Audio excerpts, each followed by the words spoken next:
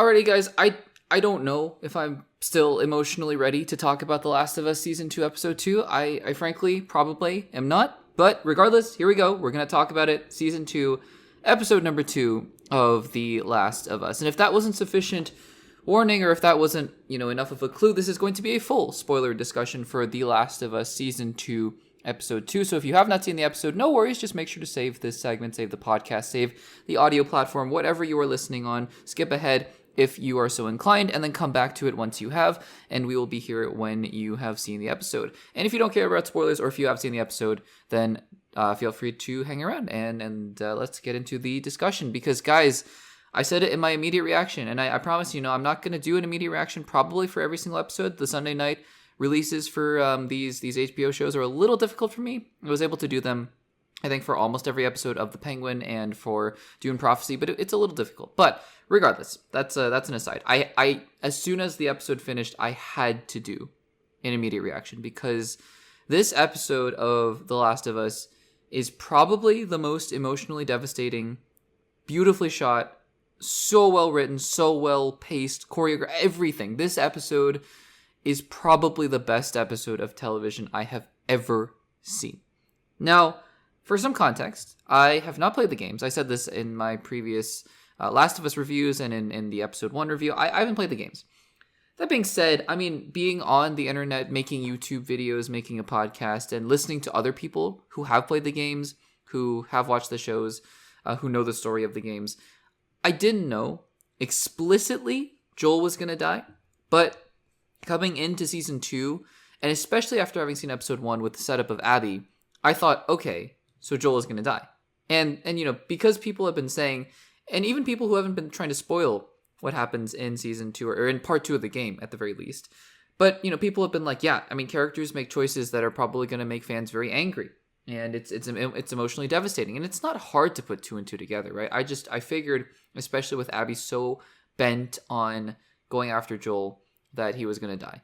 Again, even with that knowledge, it didn't make this any less devastating, because, you're watching the episode and you're going along, and it's really in those minutes, those 5 or 10 minutes before it happens, that it starts to settle in, and you're just going, you're feeling that pain from Ellie as well, like, no, and then it happens, and it's just unbelievably devastating. And I'm sure that people who play the games feel the same way. I myself am still trying to avoid what happens, for the rest of the game, because I'd like to still keep some of the surprises going. And frankly, one of the biggest questions for me, as somebody who hasn't played the games and who isn't interested in knowing what happens in the games and is just interested in watching the show, is what happens now? What is the story now? Is it Ellie and now her revenge quest against Abby in this cycle of violence? What happens now? So that'll be something to track going forward. We're going to go through some of my notes here, as we always do, because I think that there's a lot of other things to talk about in this episode as well, other than just the ending. But the ending, really is, I don't know. It's just, like I said, I may not ever emotionally recover from that. It's unbelievable. So anyways, let's get back to the beginning of the episode though, and then we'll go from there. We're opening up with a scene with in the trailer where you see Abby running down that hallway, and it turns out that that's a flashback scene to when Joel killed all the Fireflies in the facility. So that's setting up that context there.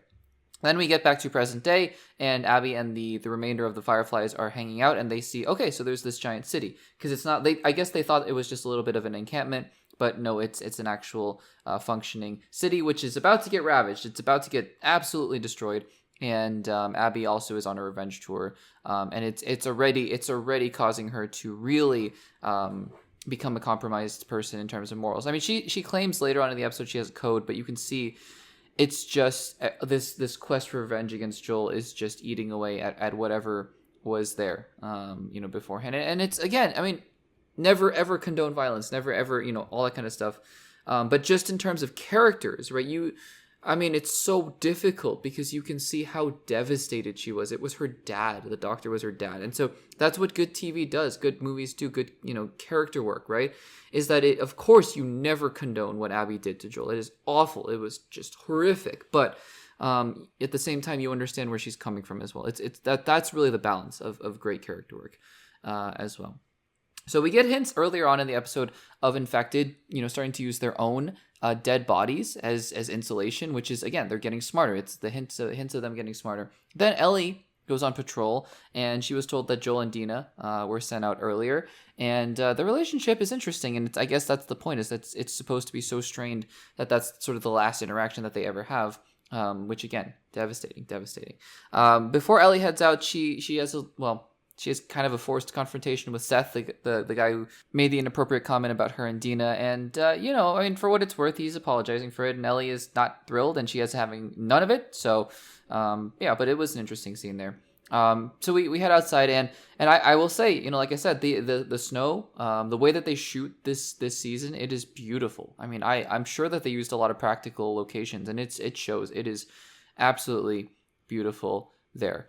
So Ellie and Jesse, who I just learned this episode that his name is Jesse based on the subtitles. I don't know if I missed something.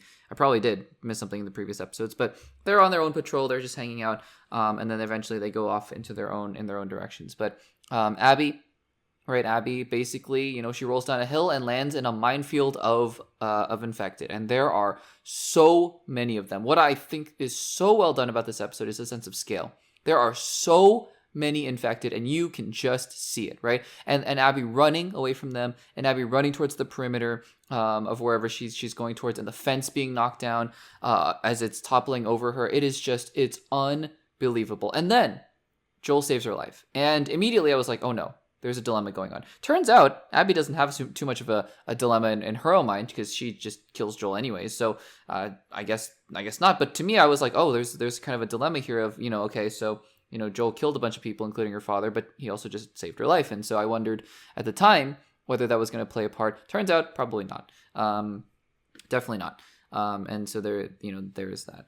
And then, we get more of the realization from the camp that the cordyceps are making their way inside the perimeter, and the horde just keeps coming, and they start coming towards the camp as well. The Jackson, what do they call it? Jackson something in Wyoming. That's the city's name. And the horde is attacking that camp. There's so many of them. It's episode 2. The show is already insane. There's 5 more episodes. I have no idea, no clue where we're going from here. And I think that's a great thing, honestly, based on the track record of this show. But the camp is getting attacked here. A sense of scale, like I said, is amazing. And then you just have this giant, hulking cordyceps guy. And I know we saw a couple different variations of them in The Last of Us Season 1, but this giant guy, I don't know where he came from, but it's brutal. He's just coming in here, and he's basically fireproof until the very last second. I thought Tommy actually was going to be the one to die in this episode, because it really looked grim for him. But he survives by lighting the guy on fire, and then the dogs come and help save the day, salvage the day. But really, again, all of this is the the forewarning or the forecast, or I don't know what I'm trying to say, but the prelude to, that's what I was trying to say, the prelude to the confrontation between Abby and Joel. And Abby, I mean, you think, right? You think for a moment that she's heading back to the lodge, and she's gonna be like, okay, look, let's make a truce. Let's figure this out, because you saved my life and I don't know what to do with that. I thought at least there was going to be a struggle for a couple more episodes before she eventually kills Joel. No, immediately she's like, nope, we're done. And it doesn't matter that you saved my life, we're done. And she just shoots Joel in the leg, and she reveals, and it's a riveting speech. Caitlin Dever, just amazing, fantastic performance. It's just, the whole scene sends chills down my spine. Thinking about it, and when I was watching it, but the doctor was her dad, and the way that she talks to him, and the conversation that they have, and you can just see as she starts hitting him that she's so lost in her pain. And honestly, after that point, I just didn't write any notes, because as soon as Ellie kind of entered the room, I think we all saw where it was going, and it's just emotionally devastating. I have no words for it. We closing shots of Abby riding away, and bringing Joel's body back to the camp, and that's where we end off. And I have no idea. I have no clue where we're going here, because I don't know. Ellie still presumably has some kind of cure for the infected, some kind of ability to make a vaccine, and maybe that still plays a part. And obviously Abby's going to be a big driving force to, against Ellie, but I don't know.